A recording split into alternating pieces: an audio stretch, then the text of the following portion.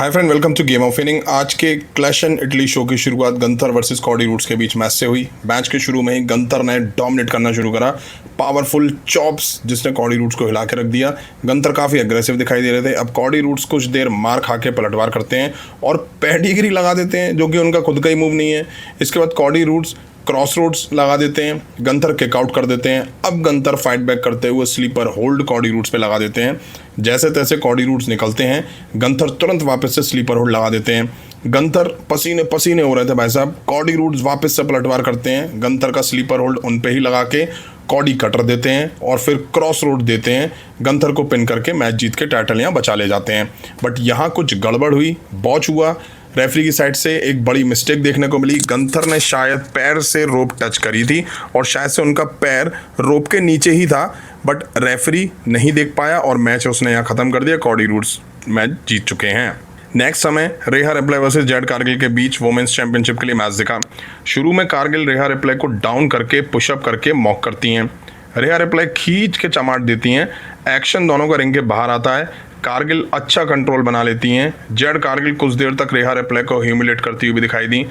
अब Kargil ring corner में घुस जाती हैं और यहीं से रेहा रिप्ले को पलटवार करने का मौका मिलता है और रेहा रिप्ले दबा के मार कारगिल में देती हैं और मोमेंटम अपनी साइड शिफ्ट करती हैं। अब कारगिल जेडेड की कोशिश करती हैं, काउंटर करके रेहा रिप्ले रेप्टाइल की कोशिश करती हैं। तभी जेड कारगिल रेहा रिप्ले को सिंगल हैंडेड पावर बॉम्ब देती हैं।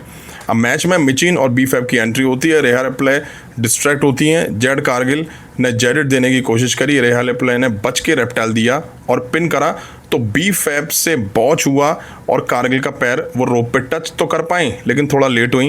रेफरी देख लेता है और मिचिन और बीफैब को वहाँ से जाने को बोलता है। तभी शार्लेट फ्लेयर आके दोनों पे डाइव लगाती हैं। कारगिल मौका देख करके जेडेड दे के रेहा रिप्ले को पिन करती हैं तो शार्लेट फ्लेयर रेहा रिप्ले का पैर रोप पे टच कर देती हैं। इसके बाद रेहा रिप्ले मूव दे के मैच जीत लेती हैं और टाइटल यहाँ बचा ले जाती हैं। इसके बाद हमें ब्रॉक लेसनर वर्सेस ओबा फेमी के बीच पावरफुल मैच देखने को मिला। ब्रॉक लेसनर के साथ पॉल हेमन भी थे। इंट्रो खत्म होते ही बेल बजने से पहले ही ब्रॉक लेसनर ने ओबा फेमी पर अटैक कर दिया। रेफरी तुरंत बेल बजवा देता है और उठा के ब्रॉक लेसनर F5 लगा देते हैं। इसके बाद फिर ब्रॉक लेसनर ने ओबा फेमी पे F5 लगा दी। ओबा फेमी फिर खड़े होते हैं और फिर ब्रॉक लेसनर ने F5 दे दी। अरे बाप रे, फोर्थ F5 अब ओबा फेमी को पड़ती है और उसके बाद भी ओबा फेमी किक आउट कर देते हैं। ब्रॉक लेसनर का दिमाग देख करके हिल जाता है। अब ब्रॉक लेसनर ओबा फेमी पे किमुरा लॉक लगा देते हैं। ब्रॉक लेसनर बुरी तरह से एल्बो को तोड़ के रख देते हैं ओबा फेमी की। अब ओबा फेमी ब्रॉक लेसनर को उठा के रिंग मैट पे दे मारते हैं। ब्रॉक लेसनर वापस से किमुरा लॉक लगाने की कोशिश करते हैं, बट ओबा फेमी 3-4 बार टर्न बकल पे ब्रॉक लेसनर को दे मारते हैं। ओबा ब्रॉक लेसनर को चॉक स्लैम देने जाते हैं। ब्रॉक लेसनर काउंटर करके नंबर 5 F5 दे देते हैं। अब ओबा फेमी ब्रॉक लेसनर को फिर किक आउट कर देते हैं। ओबा फेमी ब्रॉक लेसनर को रिंग के बाहर करते हैं और अनाउंस टेबल खाली करते हैं। ब्रॉक लेसनर ओबा फेमी के उसी हाथ को टारगेट करते हैं। अब Brock Lesnar number 6 F5 announce table पे दे मारते हैं ओबा फेमी को और रिंग में आ जाते हैं। रेफरी काउंटिंग करना शुरू करता है। अचानक से ओबा फेमी उठ के ऐसे आ जाते हैं जैसे कुछ हुआ ही नहीं भाई, और आके ब्रॉक लेसनर को अपर कट वगैरह देते हैं और उठा के बुरी तरह से फेंकते हैं। तभी ब्रॉक लेसनर नंबर 7 F5 ओबा फेमी को देते हैं, पिन करते हैं और मैच फाइनली ब्रॉक लेसनर जीत लेते हैं। इसके बाद हमें बेकी लिंच वर्सेस सोल रुका के बीच वुमेन्स इंटरकॉन्टिनेंटल चैंपियनशिप के लिए मैच देखा। मैच के शुरू में ही सोल रुका बेकी लिंच में मार देना शुरू करती हैं। बेकी लिंच भी पलटवार करती हैं। अच्छा मैच देखा इन दोनों वुमेन्स के बीच में। दोनों ने जम के जोर लगाया इस मैच में। सोल रुका ने काफ़ी इंप्रेस करा इस मैच में। बेकी लिंच को सोल रुका मैन हैंडल स्लैम भी लगाती हुई दिखाई दी। मैच एंड फेस में आता है। बेकी लिंच मूव देने की कोशिश करती हैं, तभी सोल रुका सोल स्नैचर देके बेकी लिंच को पिन करके मैच जीत के टाइटल यहाँ जीत लेती हैं। मतलब कि बेकी लिंच की हमें यहाँ हार देखने को मिली। इसके बाद हमें मेन इवेंट में रोमन रेंस वर्सेस जैकब फातू के बीच ट्राइबल कॉम्बैट मैच दिखा वर्ल्ड हेवीवेट चैंपियनशिप के लिए। मैच शुरू हुआ और दोनों ही एक दूसरे को टेक डाउन की कोशिश करते हुए दिखाई दिए। रोमन रेंस जैकब फातू को धोना शुरू करते हैं। जैकब फातू पे पलटवार करते हैं और टोंगन डेथ ग्रिप देने की कोशिश करते हैं।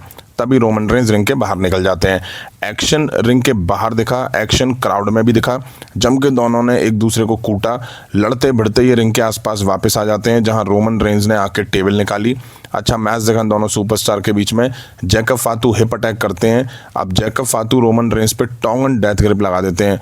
रोमन रेंस अब 2 सुपरमैन पंच देते हैं और जैकब फातू वही अपना करंट वाला इमोट करते हुए दिखाई दिए। एंड में रोमन रेंस जैकब फातू को एक्सपोज टर्न बकल पर बुरी तरह से मारते हैं।